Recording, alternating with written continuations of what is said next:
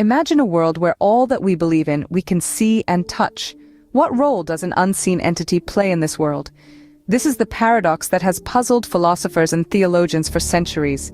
The unseen entity, God, is believed in by many, yet remains unseen and untouched. But how does this compare to other unseen facets of our world? Let's consider gravity, an unseen force that holds us firmly on the ground. We cannot see or touch it, yet we know it exists because we can observe its effects. Likewise, emotions such as love or fear are unseen. We can't physically touch them, but we can feel them inside us and observe their impact on our actions and behaviors. They are real, tangible in their intangibility because they have observable, measurable effects. Now let's talk about God. What are the observable effects of God? Some may point to the beauty of nature, the complexity of the universe, or the kindness and morality in people. But are these really the effects of a supreme entity, or could they be the results of natural laws and human nature? And then we have the concept of faith. Faith is belief without proof, a conviction in the heart that doesn't require physical evidence. It is deeply personal and subjective. While for some faith is a powerful testament to the existence of God, for others, it is a leap too far. Faith can be compared to a bridge, built by belief and conviction, spanning the gap between the seen and the unseen.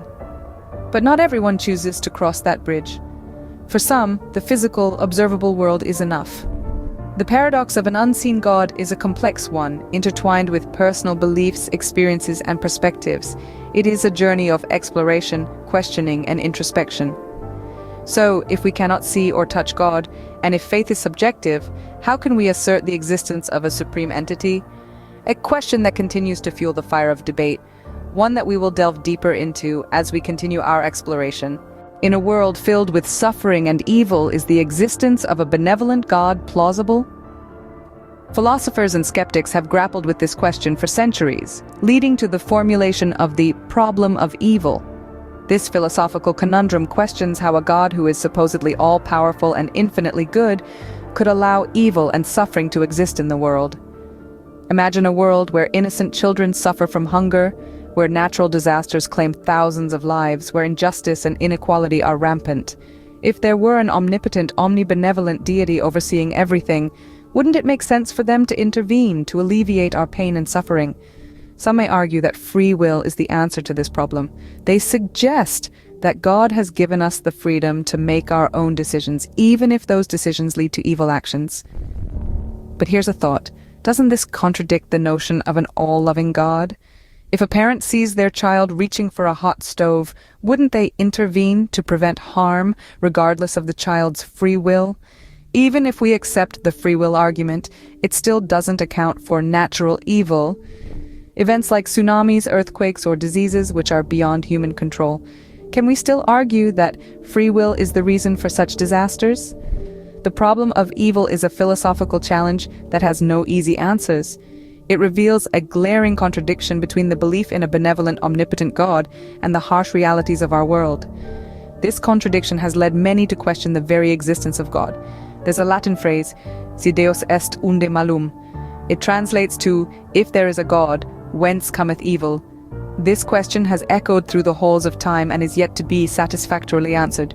If God is all-powerful and benevolent, why does evil persist? Could it be that God doesn't exist at all?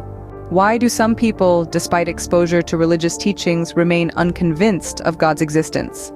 This question brings us to the argument from non-belief, a philosophical puzzle that has intrigued thinkers for centuries. Imagine, if you will, a world where an all-powerful, all-knowing, and all-loving God exists. This God, according to most religious teachings, desires a relationship with every human being. He wants us to know Him, to believe in Him. Yet, look around you. There are countless individuals who, despite earnest seeking, remain unconvinced. Why is this so? This is where the concept of divine hiddenness comes in. If God truly desires a relationship with each of us, why does He remain hidden? Why does He not reveal Himself in a way that leaves no room for doubt? The existence of non-belief, or perhaps more accurately, the existence of sincere non-belief, seems to contradict the idea of a God who wants everyone to believe in Him. Some argue that God remains hidden to respect our free will. But consider this. Does knowing with certainty that someone exists infringe on your freedom to choose your relationship with them? Certainly not.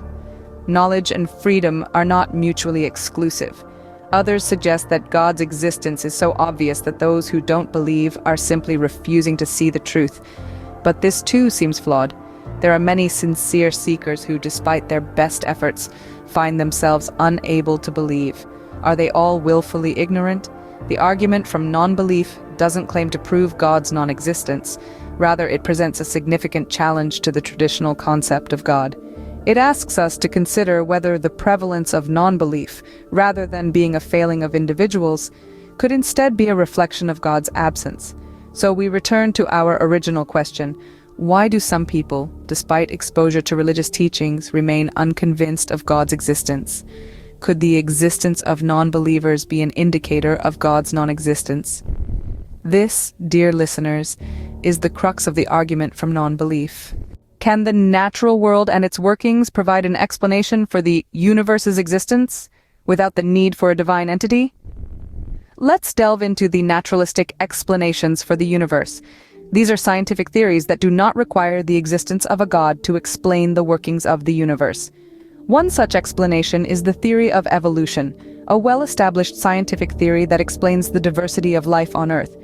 It postulates that all species of organisms arise and develop through the natural selection of small inherited variations that increase the individual's ability to compete, survive, and reproduce. Another naturalistic explanation lies in the realm of astrophysics, the Big Bang theory. This theory suggests that our universe began from a single incredibly hot and dense point nearly 14 billion years ago. It expanded and cooled, eventually leading to the formation of atoms, stars, and galaxies, all without the need for divine intervention. Now let's consider the God of the Gaps argument. This argument suggests that God is used as an explanation for phenomena that we don't yet understand.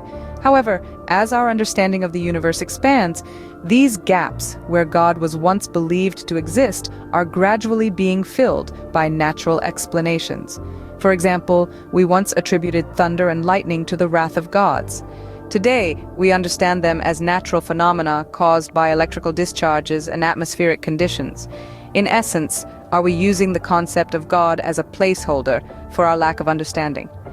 As our scientific knowledge deepens, the gaps where God might reside are shrinking. This doesn't necessarily disprove the existence of God, but it does challenge the notion that God is necessary to explain the universe and its phenomena. So, we circle back to our initial question: is God just an explanation for what we don't yet understand? As we look at the natural world and its complexities, we find that science provides us with robust natural explanations that don't require the existence of a divine entity. Could it be that the concept of God is a human construct born out of a need to explain the unexplainable? We've journeyed through the labyrinth of philosophies and theories that challenge the existence of a divine entity. Let's take a moment to reflect on the key points we've discussed. We began with the unseen paradox, the argument that an all-knowing, all-powerful entity, one that is unseen and unproven, creates a contradictory narrative. This paradox raises questions about the nature of faith, pushing us to critically examine the foundations of our beliefs. We then delved into the problem of evil, a complex issue that has puzzled philosophers for centuries. If God is benevolent, omnipotent, and omniscient, then where does evil come from? Why would a loving God allow for suffering and cruelty to exist? These are questions that have yet to be satisfactorily answered within the framework of a belief in God. Our journey took us to the argument from non-belief, an interesting perspective that suggests the sheer diversity of religious belief and non-belief in the world challenges the notion of a single, universally acknowledged divine entity. If God really existed, wouldn't everyone believe in the same God? Lastly, we explored the naturalistic explanation for the universe. The breathtaking complexity and beauty of the universe can all be explained through natural processes, from the formation of galaxies to the evolution of life on Earth. This challenges the necessity of a divine architect and suggests that the universe can exist and function without the need for a god. As we've seen, these arguments are not definitive proof of the non-existence of God, but they do offer compelling perspectives that challenge traditional beliefs. They invite us to question, to explore, and to keep an open mind. As we continue to explore and understand the universe, will the need for a God diminish? Only time will tell.